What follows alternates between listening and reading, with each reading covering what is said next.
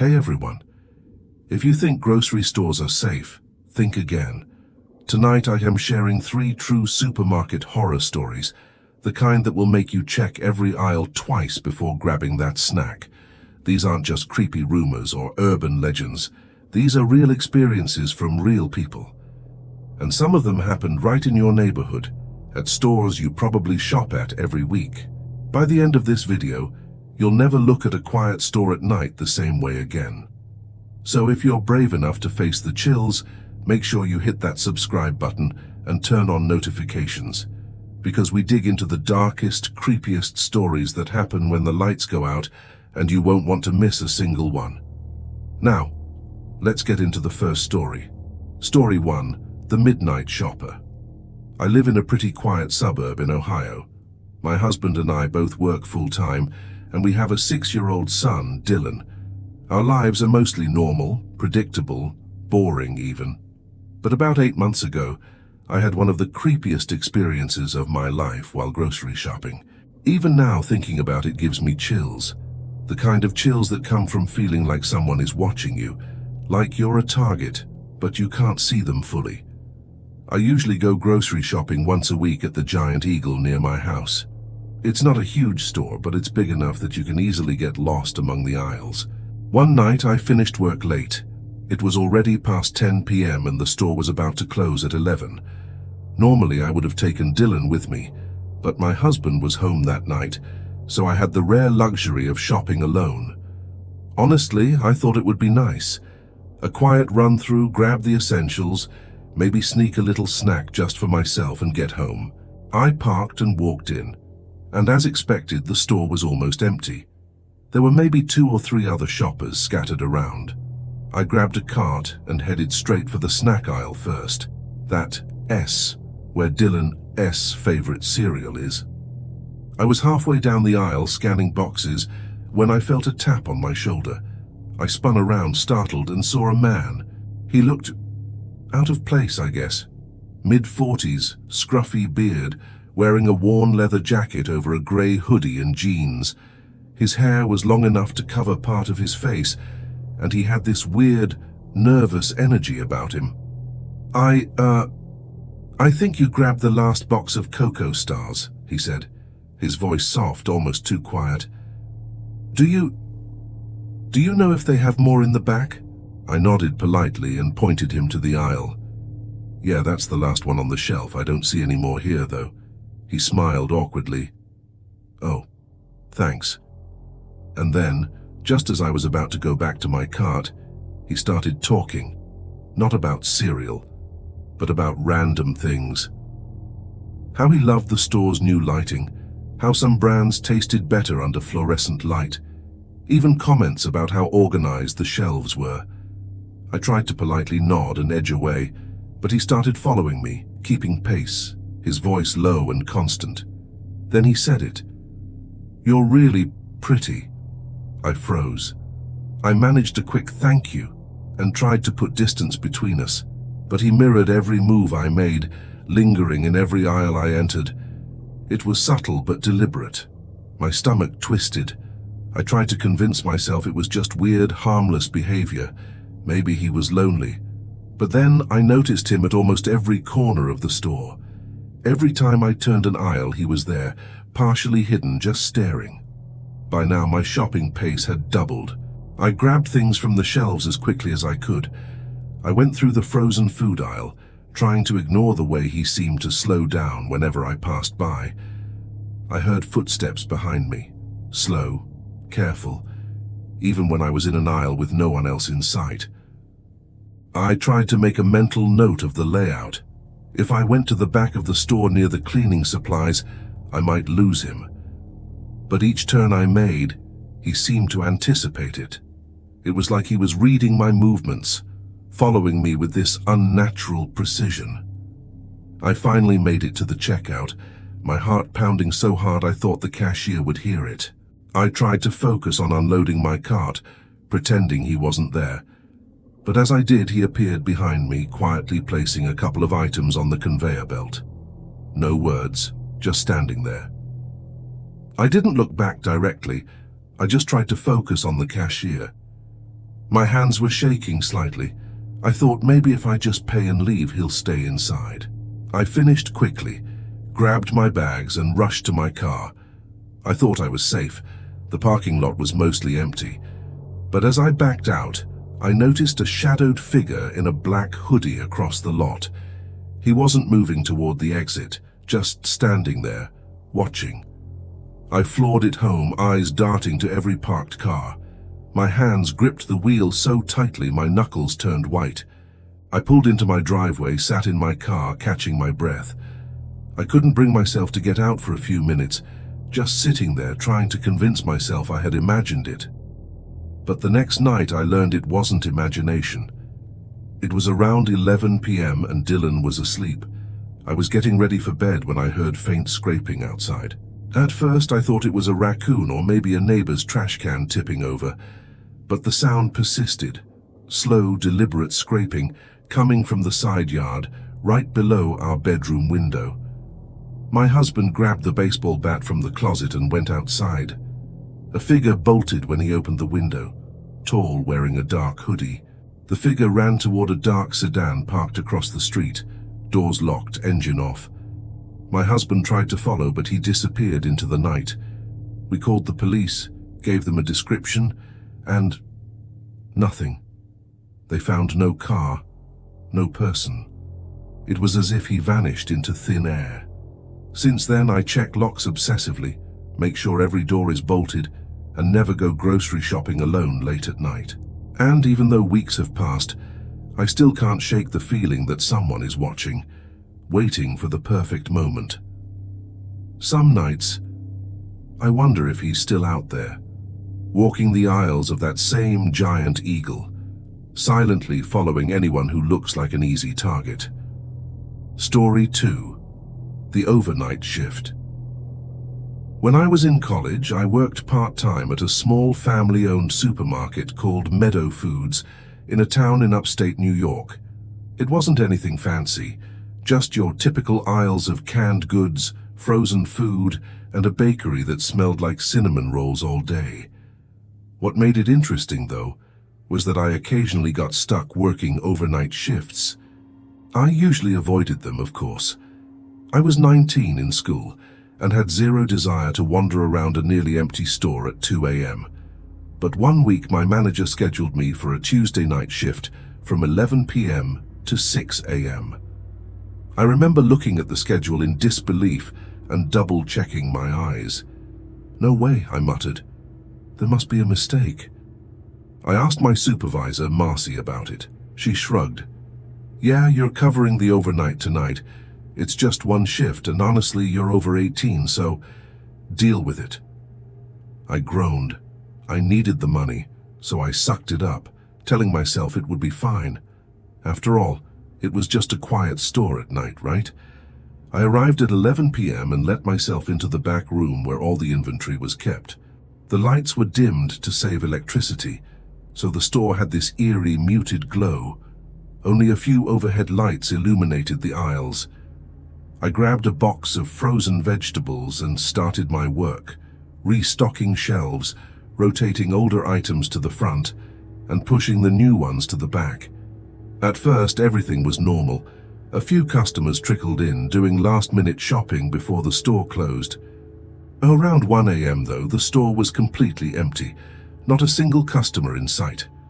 I started to feel the creepiness settle in. The quiet was almost too quiet. Then I noticed movement. From the corner of my eye, I saw a tall man walking past the dairy aisle. I froze. At first I thought it was another employee, but the man didn't look like anyone I'd ever seen at the store. He was in his late 30s, bald, wearing dark clothing and a long black jacket. He had a set of keys dangling from his belt and a small backpack slung over one shoulder. I called out politely, "Hey, can I help you?" No response. He just kept walking, moving slowly through the aisles, checking shelves, but I could feel him watching me. My stomach sank. I tried to focus on my work, pushing boxes down the aisles, trying not to look directly at him. About 10 minutes later, I realized I hadn't seen anyone else in the store. I called out again, a little louder this time. Still nothing. My mind was racing. Maybe he was lost? Maybe he worked here? I decided to head toward the back of the store to check the security office. As I walked down the long aisle toward the freezer section, I heard a soft click behind me, like a door being locked. My heart jumped. I spun around, but the aisle was empty. Then I heard footsteps approaching from the other end. Slow, deliberate. They weren't the quick, nervous footsteps of someone lost. They were measured, controlled. I ducked behind a shelf and peeked around. The man was standing in the middle of the aisle, just staring. Not at anything on the shelves, just staring at me. I whispered to myself, "Okay, okay. Stay calm." I slowly edged toward the back office, hoping to find another employee or the night manager. As I reached the door, I realized it was locked. My stomach dropped. I pulled out my phone and tried to call Marcy, but there was no signal. The man was still in the aisle, now moving closer, his footsteps echoing off the tiles. I could hear him mumbling to himself, something like, "She's here. She's here." Panic set in. I ran to the storage room at the back, slammed the door and locked it. I tried to stay calm, thinking logically. If I could just hide until the police came, I'd be okay. But then I heard the door handle rattle. He was trying to get in. I froze, clutching a broom like a weapon. He tried again, harder. I could hear his breathing now, slow, deliberate, and unnervingly calm. I whispered, "Please, please go away." Minutes felt like hours. Then, suddenly, the door slammed shut again, from the other side. I realized he must have gone somewhere else in the store. I stayed hidden, barely breathing, listening to every creak, every shuffle. After what felt like forever, I heard the keys jingling and a voice I recognized. "Hey, you okay?" It was Rob, the night manager. He had come in a few minutes after I did, but I hadn't realized it. I ran to him, whispering, and panicked. He immediately got on the radio to the police and told me to stay put while he checked the store. Within 10 minutes, at least 4 police cars arrived. They searched every aisle, every storage room, every corner of the store. They found him, the bald man, standing near the back exit, calmly waiting, as if he had been planning this the whole time. He was arrested on the spot. Apparently, the security footage showed him walking around the store for nearly an hour, trying doors, checking cameras, and lurking near the storage rooms. He had been planning to rob the place, and I had nearly walked right into him. I never worked an overnight shift again. Even after leaving Meadow Foods, I could never shake the feeling of being watched, followed, and stalked. That sense that someone is always a step ahead, waiting in the shadows, ready to strike. Story 3. The Locked Store. I used to work at a somewhat rural supermarket called Great Plains Market. It was the largest store in the area, but the town was small enough that nights were almost eerily quiet. I worked as a night restocker. Most nights, my shift started right when the store closed at 10 p.m. and ran until about 3 a.m. My job was simple: restock the shelves, organize inventory, rotate older products to the front, and make sure the store was ready for the morning rush. It was mostly boring work, but the late-night shifts came with a subtle, creeping sense of isolation. The parking lot would be empty, the fluorescent lights buzzing softly overhead, and the store silent except for the hum of the freezers. At first I liked it. There was something almost peaceful about it. But then one night something happened that made me wish I had quit long before. I was scheduled to work with Terry Carter that night, one of the other night stockers. I arrived around 10:05 p.m., let myself in through the back and began my usual tasks. Terry hadn't shown up yet, but I assumed he was just running late. I left the back door propped open with a doorstop, thinking he'd come in any minute. Half an hour passed. No Terry. I went back to check the back room. The doorstop was gone, and the door was shut. I called him. No answer. My stomach sank. The store was completely empty except for me.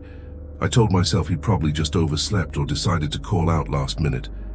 Still, something felt off.